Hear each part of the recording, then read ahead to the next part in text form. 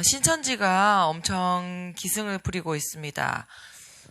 그들의 포교 방식은 나날이 발전을 하고 있습니다. 방법이 엄청 기상천외하더라고요. 이번 주 회의 시간에도 얘기를 했는데 우리가 상상하지도 못했던 그런 방법으로 지금 엄청 포교를 하고 있다라고 합니다. 요즘 아예 대놓고 전단지며 전광판이며 홍보를 하면서 사람을 모으고 있습니다. 이번 주 금요일에도 대구 어딘가에서 집회가 열리는 모양인데 참 그날 저녁에 이렇게 연락이 안 되는 사람 이런 분들 다들 필히 이렇게 금요철에 오라고 이렇게 안 오면 신천지라고 이렇게 협박이라도 해야 하나 싶습니다. 옛날에는 신천지가 숨어서 포교 활동을 했었거든요. 드러나지 않았어요. 신천지라고 이렇게 누가 물어도 신천지 절대 아니라고 지금도 그렇게 얘기를 하겠지만 아예 아름다운 사람들 우리 신천지입니다 이렇게 막 걸고 포교 활동을 하고 있더라고요. 요즘 아주 저돌적이게 활동을 해서 사실 좀 위협적이게 느껴지기도 합니다. 신천지의 포교 활동에 놀라면서도 한편으로 씁쓸한 것은 그들의 열정이 엄청 위협적이게 느껴집니다. 사실 진리는 우리가 가지고 있는데 비진리를 가지고 있는 자들이 더 다채롭고 열정적이게 활동을 하는 것을 보면서 우리 기독교를 한 번 더 바라보게 됩니다. 그리고 나 자신을 바라보게 되죠. 이들은 우린 이만희 똥꼬라고 얘기를 하죠. 여기서 한번 해보라고 얘기하고 싶은데 이만희 똥꼬 씨를 믿게 하려고 이렇게 저리도 이렇게 미친 듯이 막 날아다니잖아요. 날아다니는데 우리 기독교는 어느 날 우리 교회에 우리 교회는 뭔가 이렇게 좀 부끄러운 면이 많이 있는 것 같아서 이렇게 한숨이 나오기도 합니다. 그러면서 이렇게 질문을 합니다. 왜 기독교는 진리를 갖고도 이만한 유별난 열정이 없는 걸까? 왜 당하기만 하는 것처럼 느껴지는 걸까라는 생각을 하게 됩니다. 여러분, 그렇다고 해서 이 의문에 대해서 오해를 하면은 안 되는 것은 그들의 이렇게 포교 방법이 옳아서 우리가 배워야 한다라는 것은 아닙니다. 절대 아닙니다. 다만 그들의 열정은 배울만 하다라는 것이죠. 절대 이들의 사람을 속이는 포교 방법이 옳다라는 것이 아닙니다. 이들의 포교 방법은 사람을 속이고 상처를 주고 공동체와 가정을 깨뜨리면서 무엇보다 중요한 것, 하나님과의 관계를 깨뜨리면서 인간이 영생으로 가는 길을 막는, 누리지 못하게 만들어버리는 그런 일을 하고 있는 것입니다. 영원한 죽음에 이르는 길로 가게 한다라는 거죠. 오늘 읽어본 이 본문에서 요한은 믿는 이들 혹은 믿는 공동체에게 미혹하는 이들을 어떻게 경계해야 할지에 대한 그런 염려와 걱정이 담긴 메시지를 전달을 하고 있습니다. 오늘 말씀의 첫 구절에서 얘기를 합니다. 세상에 미혹하는 자가 많이 나왔다. 라는 이 말을 시작하면서 미혹하는 자에 대한 정의를 뒤이어 설명을 해줍니다. 미혹하는 자는 예수 그리스도께서 육체로 오심을 부인하는 자라라고 얘기하면서 이들을 적 그리스도다라고 설명을 하고 있습니다. 이들이 말하는 것에 이들에게는 중요한 포인트가 있습니다. 예수 그리스도께서 육체로 오신 것을 부인하는 것. 사실 우리 예수 그리스도를 믿는 우리 그리스도인들에게는 예수님이 성육신을 하신 이 사실은 말 그대로 사실이잖아요. 우리가 믿고 있는 이 사실이 사실입니다. 하지만 그 당시에 그것을 부인하는 자들이 있었다라는 거예요. 하나님을 인정하지만 하나님의 존재에 대해서 인정은 하지만 예수님을 인정하지는 않는 그런 사람들이 있었고 그들이 그리스도인들을 미혹하고 있다라는 것입니다. 조금만 더 생각을 해보면 이런 거예요. 미혹하는 이들은 사실 교회를 다닌 사람들, 이들과 함께 신앙생활을 했던 사람들이라는 것입니다. 왜냐하면 하나님에 대한 기본적인 교리가 있었고 예수님에 대해서 알고 있었기 때문에 부인할 수도 있는 것이겠죠. 다시 말해서 기본적인 기독교 교리가 있는 상태에서 다른 길로 샜다라는 것입니다. 자, 그러면 예수님의 성육신은 무엇을 뜻하는가요, 여러분? 성육신. 영원한 존재가 유한한 인간의 몸으로 이 땅에 오셔서 먹고 마시고 잠자고 일어나고 또 피곤해했고 슬퍼했고 또 즐거워했고 또 울고 웃었습니다. 이렇다고 마틴 루터가 이 예수 그리스도에 대해서 설명을 했어요. 그가 바로 하나님이시고 죄가 없으시다. 그러니까 하나님이시고 죄가 없는 분이다 라는 것 말고는 인간과 별반 다를 게 없는 분이셨다. 이게 하나님께서, 예수님께서 성육신 하신 것이다 라고 설명을 합니다. 예수님이 육체를 갖고 이 땅에 계시지 않으셨다면 인간과 교통, 그러니까 인간과 소통을 하는 것에 거리가 있었을 것이고 진정한 의미의 구원도 이루지 못했을 것입니다. 결국 우리 인간을 당신께서 가신 길로 따라가게 하시기 위해서 자신이 우리와 같은 인간이 되어야만 했던 것입니다. 예수님이 3일 만에 부활하시고 십자가에 달려 돌아가셨다가 3일 만에 부활하시고 승천하신 모습을 우리 인간에게 굳이 보여주셨던 이유는 많은 증인들이 있었잖아요. 예수님이 부활하신 그 모습을 본 사람이 많이 있었단 말이에요. 그렇게 인간에게 보여주신 이유는 장차 우리의 앞날에 일어날 일을 알려주시기 위함이었습니다. 너희도 나를 믿으면 이렇게 심판 뒤에 승천하게 될 거야. 부활하게 될 거야. 그렇기 때문에 스스로가 인간이 되어서 인간에게 보이는 방법을 선택을 하신 것입니다. 우리 인간의 영원한 생명, 그러니까 구원을 위해서 성육신을 하신 예수님이 없으면 인간의 삶은 아무런 의미가 없겠죠. 부활도 영생도 없는 것입니다. 그렇기 때문에 예수님의 성육신은 너무너무 중요한 사건인데 그런 예수 그리스도를 부인한다라고 한다라는 것은 영생을 빼앗아가는 것이나 다름이 없는 것입니다. 사실 신천지나 다른 이단 사상을 가진 여러 종교들을 보면 기독교에서 출발하는 것들이 참 많이 있습니다. 자기들끼리 성경 공부를 하다가 다르게 해석을 하고 신앙인들의 약점을 파고들어서 그 약점을 보완해주고 채워주는 듯 성경 공부를 가르칩니다. 성경을 어렵게 여기고 또 알고 싶어하는 사람들, 잘 모르는 이들의 약점을 파고든다라는 것은 교회에서 신앙생활을 하는 이들을 주 타겟으로 삼는다라는 뜻이 되겠죠.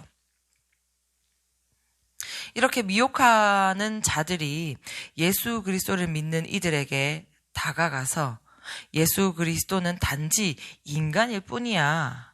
하나님이 아니야. 라고 말하면서 사람들을 미혹하고 혼란스럽게 만들어버립니다. 그래서 그들의 삶과 그들의 가족과 생명까지도 빼앗아가는 것이 이 미혹하는 자들입니다. 그래서 요한은 이들을 적 그리스도다라고 얘기를 합니다. 그러면서 요한이 성도들에게 경고를 합니다. 8절 9절에서 경고를 합니다.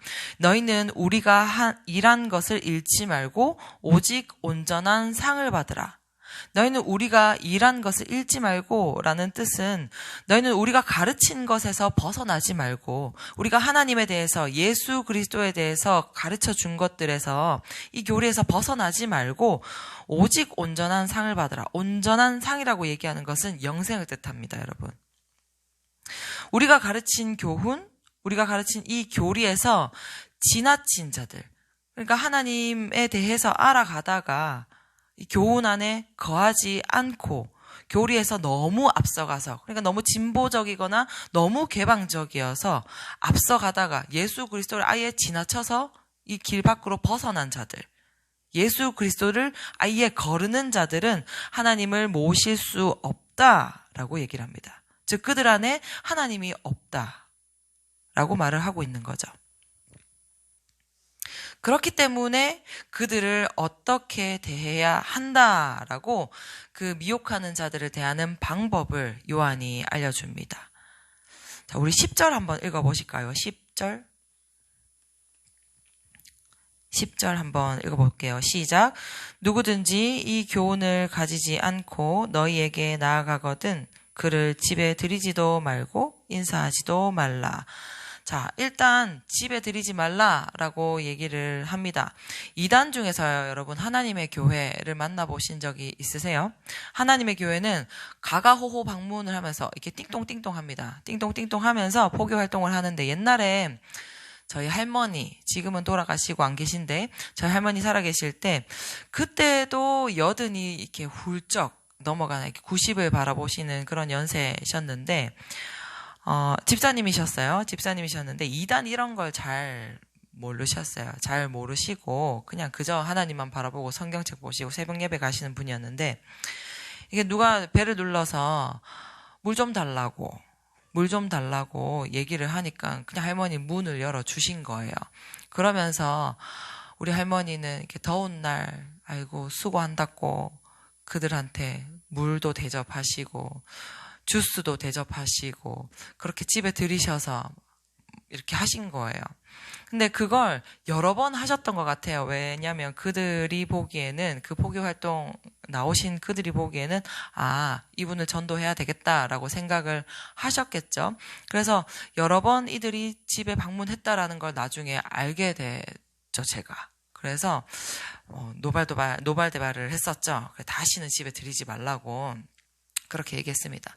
사실 저희 할머니 귀가 어두우셔가지고 와서 뭐라고 포교 활동을 해도 잘 듣지는 못하셨을 거예요. 그냥 안쓰럽고 예수님 전하는 것 같고 전도 활동하는 것 같은데 이들이 되게 더운 날 수고하니까 물 줘야지 하면서 이렇게 주신 것 같아요. 그리고 그 좀 지나고 나서 제가 있을 때 방문을 그분들이 하셨어요. 이렇게 딱 맞닥뜨린 거죠. 그래서 그냥 다시는 그냥 오지 마시라고. 아예 다시는 오지 마시라고 하고는 그 뒤로는 이제 오지 않으셨던 것 같습니다. 할머니도 다시는 드리지 않으셨던 것 같아요.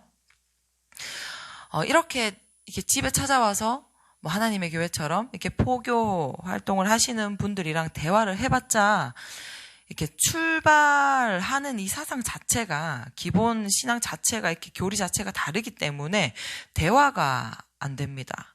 그러니 괜히 이게 오기 부리면서 대화 한번 해보자 하면서 덤비시면은 우리는 이렇게 똥파리 떼라고 표현을 하는데 내 주변에 둘러싸이게 된다라는 거죠. 그래서 요한은 집에도 들이지도 말고 심지어 인사하지도 말라라고까지 얘기를 합니다.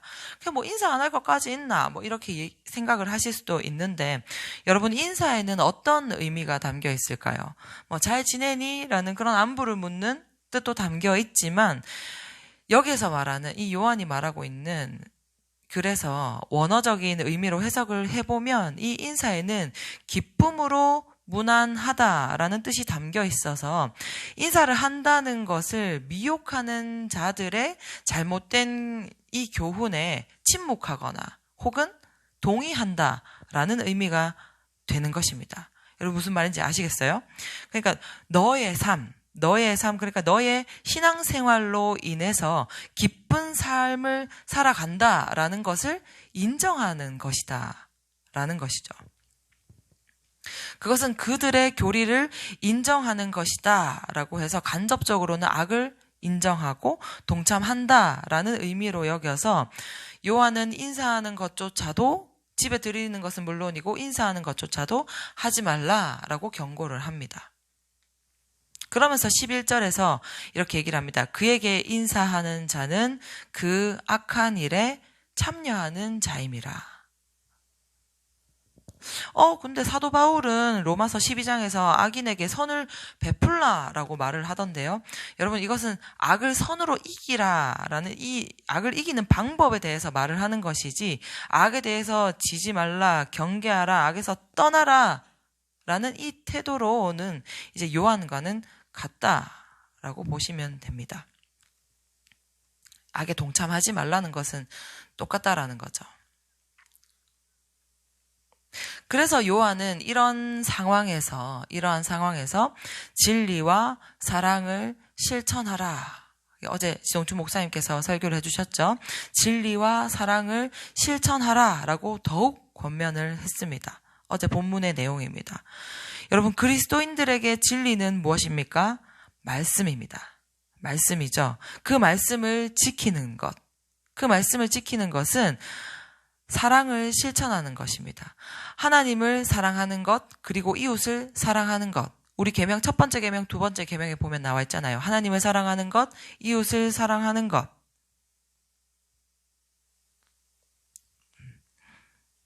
하나님을 사랑하고 이웃을 사랑하는 것이 하나님의 계명을 지키는 것입니다. 진리 되신 예수님, 그 예수님을 믿고 그 사랑을 실천하는 것. 이것이 거짓 가르침을 행하여서 성도를 미혹하는 자들로부터 안전하게 지킬 수 있는 방법, 영생을 사수하는 방법인 것입니다. 이처럼 이 당시에도 이단은 사람들을 미혹하고 또 신앙의 중심이 흔들리게 했습니다. 오늘날도 마찬가지죠. 그렇기 때문에 우리는 더욱 교회 공동체 안에서 진리에서 벗어나지 않기 위해서 노력해야 되고, 또 공부해야 되고, 또 알아야 하고, 사랑을 실천함으로 서로를 보호해 주어야 합니다. 그런데 교회 안에서 이만희 씨를 믿는 것도 아니고 분명히 예수 그리스도를 믿는데도 성도들을 미혹하는 자들이 있습니다. 이들에게 잘못된 교리나 사상이 심겨져 있는 것도 아니에요. 그런데도 사람들을 예수 그리스도와 멀어지게 하고 또 사람들과도 이웃들과도 멀어지게 하는 존재들이 있습니다. 하나님을 사랑한다라고 말을 하면서 영혼을 위한다라고 말을 하면서 이간질하고 부정적인 말들을 함으로 이웃 간의 분쟁을 일으키고 사랑을 실천하지 않고 또 헐뜯고 짓밟으려고 하는 존재들이 많이 있다라는 것입니다. 미우면 미운 대로, 이해가 안 되면 내가 이해 안 된 채로, 내가 느끼고 생각하고 판단되는 대로 그저 그렇게 내 안에 하나님의 계명은 없고 내 계명대로 살아가는 신앙인들이 너무나도 많이 있다라는 것입니다. 저는 이런 모습을 가진 사람들도 이단과는 별반 다를 바가 없다라고 생각을 합니다. 예수님이 살아계심을 분명히 믿고 있고 계명을 지키는 것이 당연하다라는 것을 알고 있는 자들이라면 그게 잘 안 될 때는 노력을 하겠죠. 그리고 노력조차도 잘 안 된다면 회개하면서 하나님 앞에 겸손한 모습으로 나아가겠죠. 자신의 모습은 들여다보지도 않고 본인 판단하는 것에 눈이 멀어서 사람들을 선동하고 분열을 일으키는 모습이 우리 안에 있음을 발견합니다. 그리고 때로는요, 나 스스로를 미혹할 때가 있습니다. 분명히 하나님의 뜻이 무엇인지 알고 또 예수님께서 걸어가신 삶이 어떤 것인지 알고 또 따라가야 한다라는 것을 알고 있는데 결정적인 순간에 내가 원하는 기준으로 삶을 선택하고 판단할 때가 있습니다. 저는 이 모습도 나 스스로를 미혹하게 하는 모습이리라 생각을 합니다. 세상이 주는 기준과 세상이 주는 그런 관점으로 하나님의 섭리를 이용하고 또 교리를 변질시키는 그런 크리스찬이 참 많이 있는 것 같습니다. 그래서 우리 기독교가 세상에서 점점 더 인정을 받지 못하고 힘이 없는 것은 아닐까라는 생각을 해봅니다. 그러면 우리가 어떻게 해야 될까요, 여러분? 돌아가야 되겠죠. 어디로? 말씀으로 돌아가야 되겠죠. 말씀으로 돌아가서 예수님의 복음을 바로 알고 하나님의 계명을 다시 숙지하고 사랑을 실천을 해야 합니다. 여러분, 실천하지 않으면 열매는 없습니다. 열매가 없다라는 말은 아무런 영향력도 능력도 없다라는 말입니다. 우리가 머리로만 잘 알고 있으면 뭐합니까? 실천을 해야죠. 그리스도를 전하는 일을 실천을 해야 될 것이고, 제자가 되고 또 세우는 일을 실천을 해야 되고, 또 사랑을 실천하여서 영혼을 살리고 또 고치는 일에 직접 동참을 해야 말씀이 살아 움직임을 경험할 수 있는 것입니다. 우리는 진리와 사랑으로 나와 우리 공동체를 사수해야 합니다. 그렇지 않으면 많은 영혼이 속아서 하나님을 떠나게 될 것입니다. 오늘 하루도 진리 안에 거하면서 하나님의 사랑을 실천하시는 저와 여러분이 되시기를 소망합니다. 우리 함께 말씀 두고 기도하기 원합니다. 먼저 기도를 하실 때, 하나님, 오늘 말씀을 통하여서 내가 먼저 말씀에서 떠나지 않는 자, 하나님의 계명과 사랑을 실천하는 자가 되게 하여 주시옵소서. 이단이 판을 치는 이 시대에 빛이 되신 하나님을 더욱 바라보며 하나님께 더욱 가까이 나아가 그 빛을 입어서 세상에서 생명의 빛을 발하는 우리가 되게 하여 주시옵소서.